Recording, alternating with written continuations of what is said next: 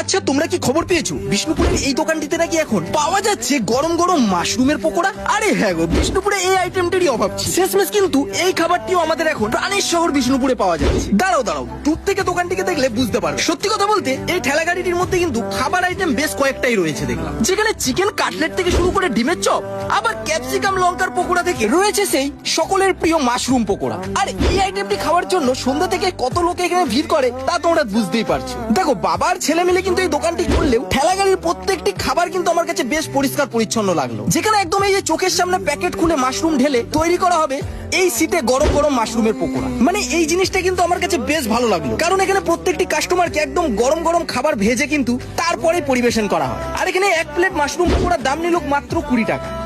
যেখানে একবার পকোড়াটা ভাঙার পরে এই মাশরুমটা দেখলে তোমাদের জিভে জল পড়বে।